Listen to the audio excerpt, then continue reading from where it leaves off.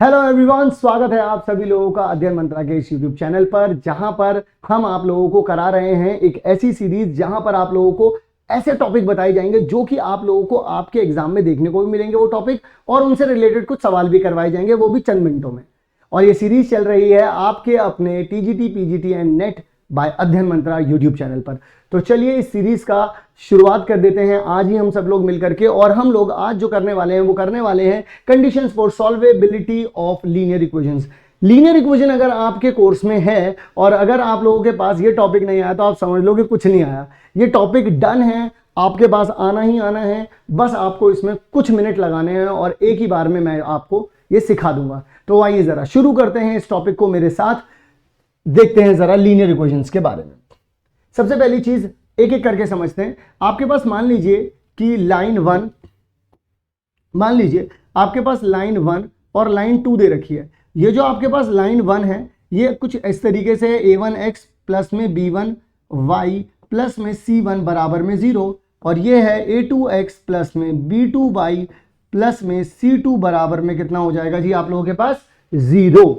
अब एक बात जरा मुझे ध्यान से बताइएगा कि कभी भी दो लाइनें अगर आप देखते हैं, जैसे मान लीजिए यहां पर एक और लाइन है, दो लाइनें हैं ये, इन दोनों लाइनों को कभी भी अगर आप देखते हैं तो ये क्या क्या हो सकती हैं, या तो ये इस तरीके से पैरेलल हो सकती हैं, या फिर ये कहीं पर जाकर के एक बार इंटरसेक्ट कर सकती हैं एक दूसरे के साथ, या फिर देखिएगा जरा ध्यान से, क्या आपको इसके पीछे वाली लाइन दिख रही है? नहीं, क्योंकि ये दोनों की दोनों क्या हो चुकी हैं? कोइंसिडेंट, यानी एक के ऊपर एक लाइन बन चुकी है। इन तीनों कंडीशंस के अलावा कोई और कंडीशंस कभी बनती ही नहीं है। और जब कभी कंडीशन कोई और बनती नहीं है तो आइए जानते हैं कि क्या क्या कंडीशंस बन सकती हैं।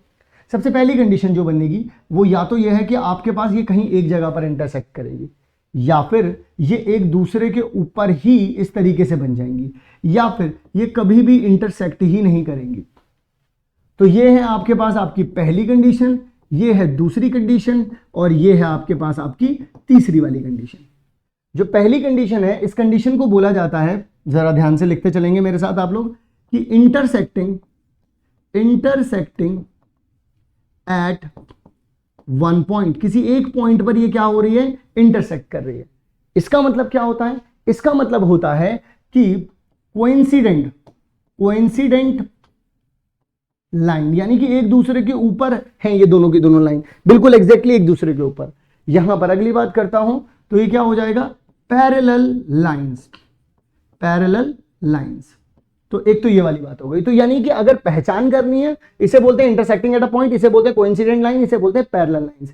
अगला पॉइंट सुनो, जब कभी भी intersecting at a single point है और जब कभी भी ये है तो क्या क्या कितने कितने सोल्यूशन आते हैं इनके?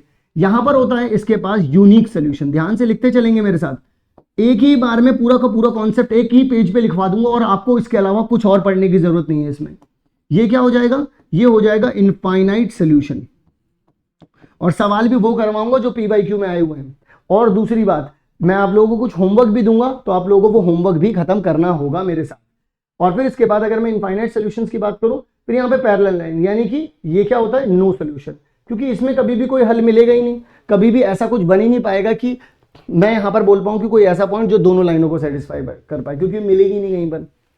ठीक है जी। अब यहां पर कभी भी अगर आप लोगों के पास एक सोल्यूशन आता है या फिर एक से ज्यादा यानी इनफाइनाइट सोल्यूशन आते हैं, तो ऐसी कंडीशन को या ऐसे सेट को हम लोग बोलते हैं क्या? कि कंसिस्टेंट सिस्टम है। ये क्या है? ये कंसिस्टेंट सिस्टम ऑफ इक्वेशन। और वहीं पर ऐसे सिस्टम को क्या बोला जाता है जहां पर कोई भी आंसर नहीं आता? इसको बोला जाता है इनकंसिस्टेंट सिस्टम। क्लियर हो गई कहानी? डन है। अब एक और कमाल की और धमाल वाली बात सुनिएगा मेरी, क्योंकि यहीं पर काम है अब। ठीक है, तो ये कंडीशंस क्या क्या होती हैं? अगर मैं A1 B1 C1 A2 B2 C2 इनके रेफरेंस में या इनके ही नजरिए से पूछूं कि कैसे आप पता लगा पाते हो, तो मैं बताता हूं आप लोगों को। आप इसके लिए पता लगा पाते हो जब A1 अपॉन में A2 बराबर नहीं होता है B1 अपॉन में B2 के। आप इसके लिए तब पता लगा पाते हो जब A1 अपॉन में A2 बराबर होता है B1 अपॉन में B2 बराबर होता है C1 अपॉन में C2। जब इनकंसिस्टेंट कब होता है? जब A1 अपॉन में A2 बराबर होता है B1 अपॉन में B2, जब ये बराबर नहीं होता है C1 अपॉन में C2। इस बात का ध्यान रखते हैं आप लोग। ठीक है, क्लियर है? अब अगर आप लोगों को ये पूरी की पूरी बात समझ में आ चुकी है तो अब आप लोग देखिएगा किस तरीके से आप लोग धड़ल्ले से आंसर लेकर के आ पाएंगे। तो जरा देखिए मेरी बात को, कहानी को जरा ध्यान से समझिएगा। तो यहां नहीं कि यहां पर हमारे पास पहला सवाल आ चुका है, पहले सवाल को देखते हैं। उन्होंने हमसे कहा है कि pair of linear equations in two variable X Y, एक तो ये इक्वेशन दे रखी है और एक ये इक्वेशन। सबसे पहले ध्यान रखिएगा कि बराबर में जीरो कर लेना है, सब कुछ एक तरफ ले आना है। यानी कि क्या हो जाएगा आप लोगों के पास, b1x प्लस में c1y माइनस में a1 बराबर में जीरो। वहीं पर इसी के साथ क्या आ जाएगा, c2x प्लस में a2y माइनस में b2 बराबर में जीरो। अब कुछ नहीं करना है, x को x के अपॉन में रखो, y को y के अपॉन में, z को z के, सॉरी कांस्टेंट को कांस्टेंट के अपॉन में। तो b1 अपॉन में c2 बराबर में c1 अपॉन में a2 बराबर में, माइनस से माइनस हट जाएगा, यानी कि माइनस a1 दे रखा है माइनस b2, तो माइनस से माइनस चला जाएगा। तो बच क्या रहा है, b1 अपॉन में c2, कहीं दे रखा है b1 अपॉन में c2, ये दे रखा है, पर यहाँ पे नॉट इक्वल आ रहा है, नॉट इक्वल नहीं होगा क्योंकि उसने इनफाइनाइट सोल्यूशन बोले हैं मुझसे। इनफाइनाइट सोल्यूशन का मतलब सब बराबर होते हैं, यहाँ भी नॉट इक्वल है तो ये भी नहीं देखेंगे, पहले तो इन दोनों को देखना ही नहीं है। यहाँ पर a1 के अपॉन में a2 है, पर अपना ऐसा चल नहीं रहा है सिस्टम, तो इसको देखो, a1 के अपॉन में b2 सही है, b1 के अपॉन में c2 सही है, c1 के अपॉन में a2, देखिए d है इसका आंसर, निकल गया आंसर। कहां मेहनत लगी, कहां टाइम लगा, कुछ भी नहीं लगा। आओ और दिखाता हूं, इस सवाल को भी देखो। सवाल में कहता है कि इनफाइनाइट सोल्यूशन दोबारा है, देखिए इनफाइनाइट सोल्यूशन दोबारा दिए गए। अब देखिए लाइन क्या है, 3k माइनस 1x प्लस में 4y, इसको इधर ले आता हूं तो माइनस का 24 बराबर में जीरो। इसको देखो 15x प्लस में 20y माइनस में 8k प्लस में 13 बराबर में कितना आ जाएगा, जीरो। बात खत्म हो गई, सिर्फ इतना सा देखना है। अब जरा देखो इनफाइनाइट है, करके देख लो भाई, 3k माइनस 1, सिर्फ कोफिशिएंट को रखेंगे, यहाँ पे आ जाएगा 15, यहाँ पर आ जाएगा 4 अपॉन में 20, यहाँ पर आ जाएगा माइनस का 24 अपॉन में माइनस 8k प्लस में 13।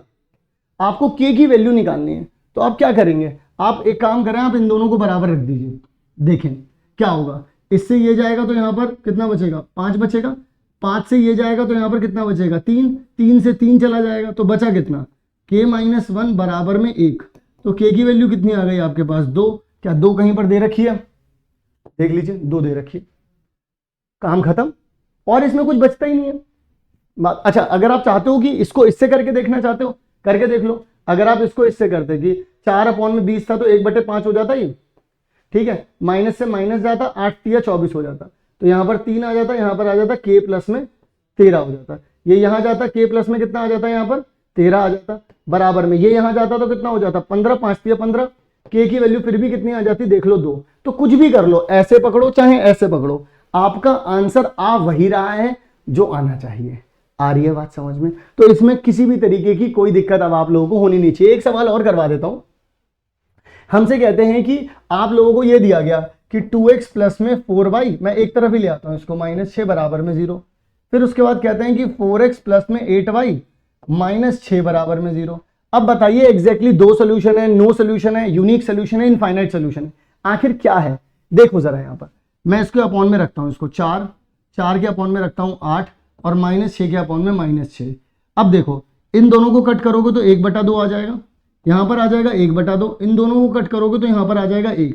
ये दोनों बराबर हैं पर ये तो बराबर नहीं है, और शुरू के जब 2 बराबर हो, यानी x और y वाले कोफिशिएंट बराबर हो और कांस्टेंट वाला ना हो, इसका मतलब क्या होता है, वो नो सोल्यूशन। स्टार्टिंग में ही बता दिया था, यानी कि आंसर क्या आ जाएगा आप लोगों के पास, नो सोल्यूशन। बात खत्म हो गई। अब मैं आप लोगों को देता हूं हमारे होमवर्क वाले क्वेश्चन, और आप लोगों को वो होमवर्क वाले क्वेश्चन बताने होंगे, तो जरा ध्यान से सुनिएगा।